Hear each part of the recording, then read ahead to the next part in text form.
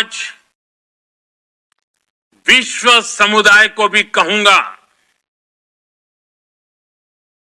हमारी घोषित नीति रही है, अगर पाकिस्तान से बात होगी तो टेररिज्म पर ही होगी। अगर पाकिस्तान से बात होगी तो पाक ऑक्युपाइड कश्मीर पीओके उस पर ही होगी। আপনারা শুনলেন গতকাল নরেন্দ্র মোদী আমাদের দেশের প্রধানমন্ত্রী জাতির উদ্দেশ্যে যে ভাষণ দিয়েছে তার নির্যাসটুকু আমি এখানে শোনালাম। আরও অনেক কথা উনি বলেছেন যে মানে একসঙ্গে কথা এবং সংঘর্ষ চলতে পারে না, জল এবং রক্ত একসঙ্গে বইতে পারে না, এরকম অনেক কথা বলেছেন এবং ভারতবর্ষ আগামী দিনে পাকিস্তানকে সমুচিত জবাব দেবে, এ ব্যাপারে সেনারাও প্রস্তুত আছে, ইত্যাদি ইত্যাদি বেশ কতগুলো কথা বলেছেন।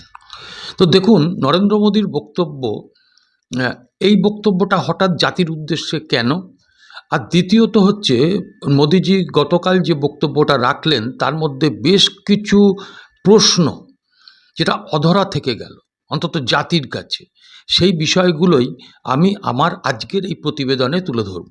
আমি জানি যে আমার এই প্রতিবেদনটা দেখে অনেকেই অনেক কুমন্তব্য করবেন, অনেকে গালিগালাজ করবেন এবং স্বভাবসিদ্ধ ভঙ্গিমায় তারা একেবারে ট্রোল করতে নেমে পড়বেন। তো দেখুন আমার তাতে কিচ্ছু আসে যায় না, আমি সোজা কথা সোজাভাবে বলি, স্পষ্টভাবে বলি।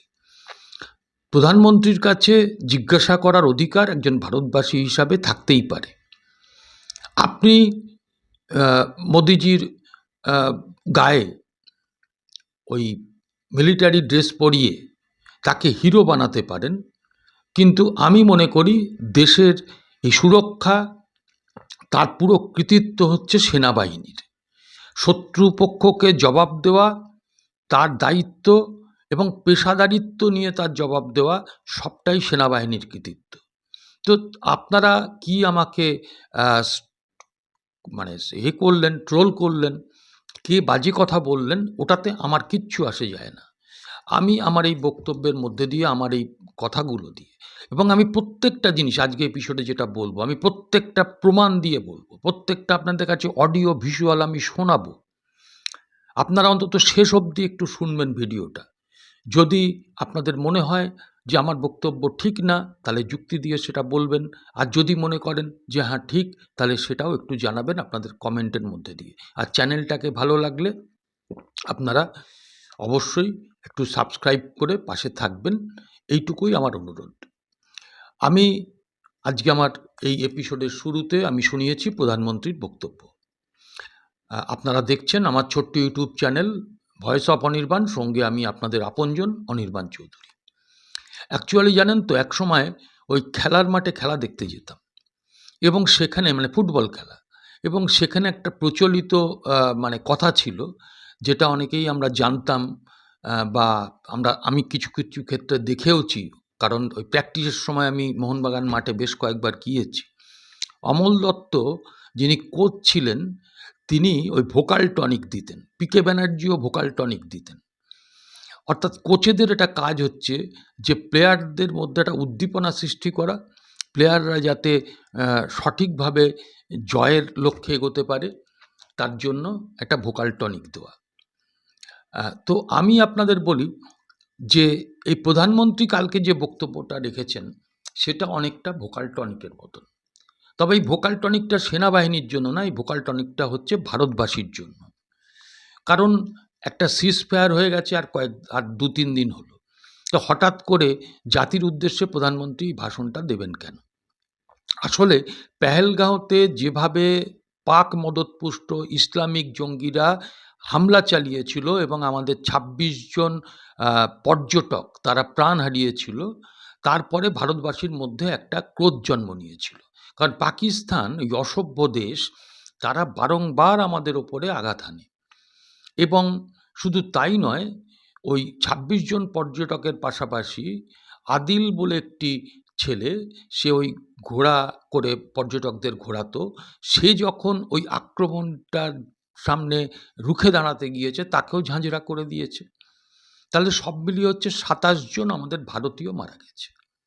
এখন প্রশ্নটা হলো যে এই যে ঘটনাটার পরে যখন দেশবাসী ফুঁসছিল, তখন আ মন্ত্রিসভা বৈঠক করে। সেনাবাহিনীর উচ্চ পর্যায়ের সঙ্গে আমাদের প্রধানমন্ত্রী বা আমাদের স্বরাষ্ট্রমন্ত্রী, পররাষ্ট্রমন্ত্রী এরা কথা বলেন এবং বলার পরে আমাদের সেনাবাহিনী সেই জঙ্গি ৯ খানা জঙ্গি ঘাঁটি ৭ তারিখে মধ্যরাতে সেটা একেবারে উড়িয়ে দেয়। পাকিস্তানের মধ্যে ৪টে আর ওই পাক অধিকৃত কাশ্মীরের মধ্যে ৫টা, মোট ৯টা ঘাঁটি উড়িয়ে দেয়। ভারতবাসী প্রচণ্ড উৎফুল্ল হয়। তারপরে পাকিস্তানকে দেখা যায় যে তারা ওই জঙ্গি ঘাঁটি ওড়ানোর বিরুদ্ধে তারা ভারতবর্ষের ওপরে নানান রকম আক্রমণ শুরু করে এবং সেই আক্রমণ আকাশপথে হয় এবং বর্ডার অঞ্চলেও হয়।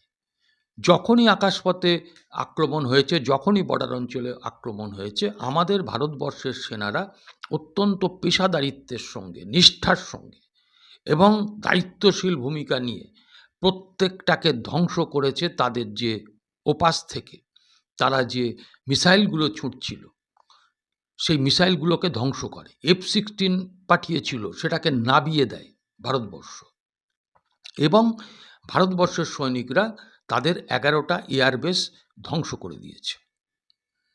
এখন ব্যাপারটা হচ্ছে, কারণ ওখানে সেনাবাহিনী মানেই তো জঙ্গি। তো যাই হোক, তখন ভারতবাসীরা ফুটছে এবং প্রত্যেকটা ভারতবাসীর মধ্যে এটাই একটা আশা ছিল, এমনকি আমার মধ্যেও একটা আশা ছিল, আমি যুদ্ধ চাই না, বা আমাদের এই প্রধানমন্ত্রী মোদিজিও, যারা এক্ষুনি হৈ হৈ করে বলবেন যে যুদ্ধ চায় না তাহলে পাকিস্তানের সাপোর্টার, আমাদের মোদিজিও কালকের বক্তব্যে বলেছেন যে এই যুগ যুদ্ধের যুগ নয়।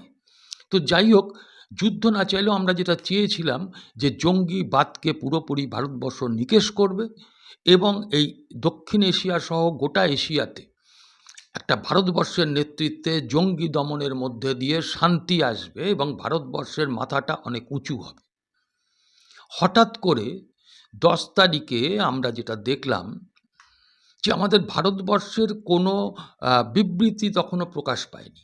আমাদের যিনি পররাষ্ট্র সচিব ওই মিস্টার মিস্ত্রি, তিনি অবধি তখনও কোনো বিবৃতি সাংবাদিকদের সামনে দেননি। তার আগেই আমেরিকার প্রেসিডেন্ট ট্রাম্পের একটা টুইট চলে এলো যে ট্রাম্প বললেন যে গতকাল সারা রাত ধরে পাকিস্তান এবং ভারতের সঙ্গে আমাদের কথা হয়েছে, তারা দুপক্ষই রাজি, সিজ ফায়ার আজকে বিকেল ৫টা থেকে হবে।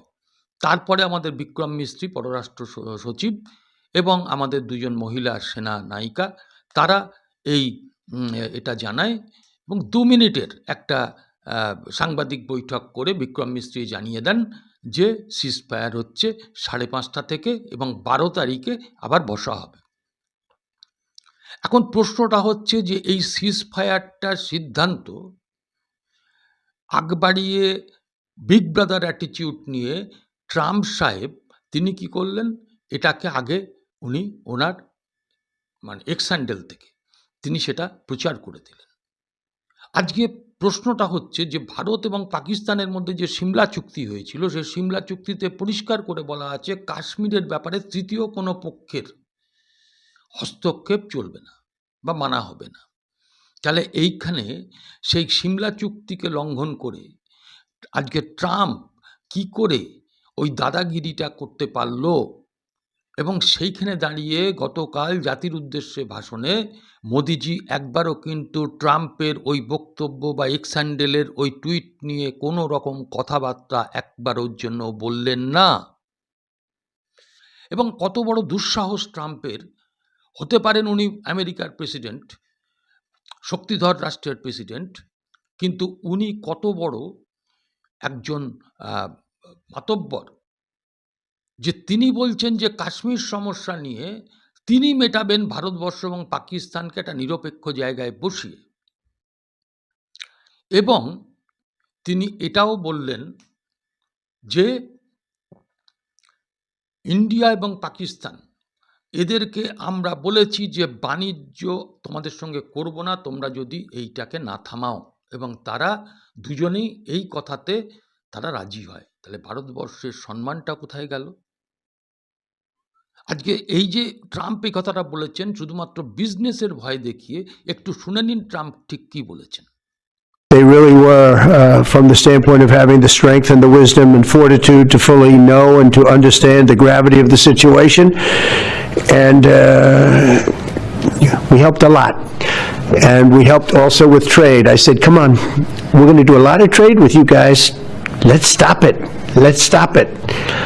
If you stop it, we're doing trade. If you don't stop it, এখন প্রশ্নটা হলো, তাহলে ভারতবর্ষ শুধুমাত্র ব্যবসা করার জন্য জঙ্গি ঘাঁটিগুলোকে নিকেশ করতে করতে থেমে গেল? পাক অধিকৃত কাশ্মীর আমাদের জমি, সেইটাকে পাকিস্তানরা দখল করে আছে এবং শুধু তাই নয়, সেখানে জঙ্গিদের একটা কারখানা করা হয়েছে। প্রচুর জঙ্গি সেখানে তৈরি হয়, একেবারে বাচ্চা থেকে বুড়ো পর্যন্ত সেখানকার জঙ্গি। তারা ভারতবর্ষের ওপরে প্রতিনিয়ত একটা নাশকতামূলক কাজ করার চেষ্টা করে, ভারতবর্ষকে ধর্মের ভিত্তিতে ভাগ করার চেষ্টা করে, ভারতবর্ষের ঐক্য সংহতিকে নষ্ট করার চেষ্টা করে। অথচ পাক অধিকৃত কাশ্মীর নিয়ে আমরা কেন কোনো কথা বললাম না? আপনারা বলুন, এই যে পেহেলগাঁওতে যে ঘটনাটা হলো, তার যে তদন্ত হয়েছিল, সে তদন্তে কি উঠে আসলো সেটা কিন্তু আমরা জাতি, আমরা ভারতবাসী, আমরা সেটা প্রধানমন্ত্রীর বক্তব্য থেকে জানতে পারলাম না। আমরা জানতে পারলাম না যে ওই যে 4 জন জঙ্গি যারা ওই ইয়ের থেকে, পাকিস্তান থেকে এসে আমাদের এখানে 26-27 জনকে খুন করলো, করে তারা চলে গেল, তারা কারা, তাদেরকে এখনো অবধি কেন ধরা গেল না, সে কথা কিন্তু আমরা ভারতবাসী প্রধানমন্ত্রীর মুখ থেকে গতকাল জানতে পারলাম না। এবং এই সিজফায়ারের ব্যাপারে ওই যেটা বলছিলাম, আমেরিকার যে দাদাগিরি, সেটা আমেরিকাকে কি ভারত দায়িত্ব দিয়েছিল? যদি দায়িত্ব না দিয়ে থাকে, তাহলে কেন আজকে সেই ট্রাম্পের বিষয়টা, টুইটটা নিয়ে হোক বা তাদের প্রেস কনফারেন্স নিয়ে হোক, কেন মোদিজি কাউন্টার করলেন না? এগুলো তো ভারতবাসী হিসাবে জানতে চাই। আসলে রহস্যটা অন্য জায়গায়। আমি আপনাদের কয়েকটা জিনিস দেখাবো খুব তাড়াতাড়ি। আপনারা দেখুন যে এর আগে যখন ওই আমেরিকা আমাদের ভারতবাসীদের হাতে ছেগল পরিয়ে লাইন দিয়ে তাদেরকে দেশ থেকে তাড়িয়ে ভারতবর্ষে পাঠিয়ে দিয়েছিল, তখন কিন্তু আমাদের দেশ থেকে, প্রধানমন্ত্রীর দপ্তর থেকে কোনো রকম এটা নিয়ে কোনো বিবৃতি দেওয়া হয়নি, এমনকি আমেরিকাকে এটা নিয়ে কোনো ধিক্কারও জানানো হয়নি। দ্বিতীয়ত, আজকে আপনাদের কাছে একটা কথা বলি যে ভারতবর্ষের যে ভোটার টার্ন আউট বাড়াবার জন্য মোদিজিকে তার বন্ধু ট্রাম্প $21 মিলিয়ন, অর্থাৎ ভারতীয় মুদ্রায় যেটা দাঁড়াচ্ছে 182 কোটি টাকা দিয়েছিলেন। না, আমি বলছি না, এটা ট্রাম্প সদর্পে সাংবাদিক বৈঠক করে বলেছেন। শুনে নিন। $21 million going to my friend, Prime Minister Modi in India, for voter turnout. We're giving $21 million for voter turnout in India. What about us? I want voter turnout too, Governor. তো 182 কোটি টাকা মোদিকে দিয়েছিলেন ভোটার টার্ন আউট করার জন্য। আজকে মোদিজি সেটা নিয়েছিলেন কিনা, ট্রাম্প সত্যি কথা না মিথ্যে কথা বলছে, ভোটার টার্ন আউট করার জন্য এই টাকা আমেরিকা দিচ্ছে ভারতের প্রধানমন্ত্রীকে, এটা আমাদের কাছে চরম অসম্মানের। এইটার তো কোনো দিন আজ অবধি প্রধানমন্ত্রী মোদিজি তার ফ্রেন্ডের এই বক্তব্যে কোনো প্রতিবাদ করেননি। অথবা ওই যেটা বললাম, হাতে পায়ে ছেগল পরিয়ে পাঠানো ভারতবর্ষে হোক, এইটা হোক, অথবা যেটা বলছিলাম যে আপনার আমেরিকার যিনি গোয়েন্দা প্রধান, নাম হচ্ছে তুলসি গাবার্ড, তিনি কি বলেছিলেন? তিনি বলেছিলেন ইভিএম হ্যাক করে ভোটের ফল বদলে দেওয়া যায়, তার সমস্ত প্রমাণ আমেরিকার কাছে আছে। একটু শুনে নিন। Have evidence of how these electronic voting systems have been vulnerable to hackers for a very long time and vulnerable to exploitation to manipulate the results of the votes being cast. তারও কিন্তু কোনো প্রতিবাদ এখান থেকে আসেনি, ভারতবর্ষের প্রধানমন্ত্রীর তরফ থেকে দেওয়া হয়নি। অর্থাৎ আমেরিকার কাছে টিকিটা বাঁধা আছে আমাদের ভারতবর্ষের। তাই আমেরিকার রাষ্ট্রপতি ডোনাল্ড ট্রাম্প যা বলবে তার বাধ্য ছাত্র আমাদের দেশের প্রধানমন্ত্রী নরেন্দ্র মোদীকে শুনতে হবে। আর যে বক্তব্যগুলো দিচ্ছেন সেই বক্তব্যগুলো হচ্ছে ভারতবাসীকে একটা গা গরম করাবার জন্য। কিন্তু ভারতবাসী কিন্তু তাকিয়ে আছে ওই আজহার মাসুদদের ভারতবর্ষে ফেরানো, দাউদ ইব্রাহিমদের ভারতবর্ষে পাঠানো, হাতে তুলে দেওয়া, অথবা ওই পিওকেতে, যেটা মোদিজি বলেছেন পরবর্তীকালে আলোচনা হলে এইটার ওপরেই হবে, কেন পিওকের জঙ্গি ঘাঁটিগুলোকে ভাঙা হলো না? আমরা তো যুদ্ধ করিনি, আমরা তো শুধু প্রতিহত করেছি তাদের আক্রমণগুলো, এবং জঙ্গি ঘাঁটিগুলো আমরা নিকেশ করেছি ভারতবর্ষের পক্ষ থেকে। সেইগুলো কেন হঠাৎ করে বন্ধ করে দেওয়া হলো? হ্যাঁ, বন্ধ হতেই পারে, ভারতবর্ষ নিজের সিদ্ধান্ত নিয়ে করতে পারে, কিন্তু সেখানে ট্রাম্প সাহেব কেন হস্তক্ষেপ করবেন?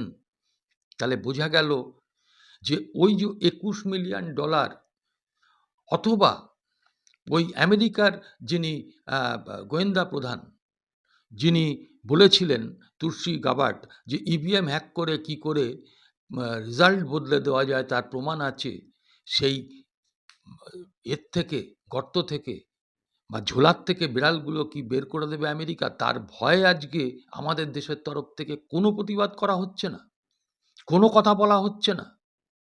তাই আমার এই প্রতিবেদন শেষ করার আগে আমি একটা কথাই শুধু আপনাদের বলবো, যে আমরা ভারতবাসী, আমরা যুদ্ধ চাই না, কিন্তু আমরা চাই যে ভারতবর্ষের স্বাধীনতার সার্বভৌমত্ব অক্ষুণ্ণ থাকুক, এবং ভারতবর্ষের যে আহ, ইয়ে পাকিস্তানের সঙ্গে যে সমস্যা, সেই সমস্যা ভারত নিজেই বুঝে নিতে পারবে। এই ব্যাপারে কোনো রকমভাবে আমেরিকার দাদাগিরি ভারতবাসী মানবে না। আজকে এটুকুই, আপনাদের বক্তব্য আপনারা জানাবেন। শেষ করলাম, আবার দেখা হবে আগামীকালের এপিসোডে। সবাই ভালো থাকবেন, নমস্কার।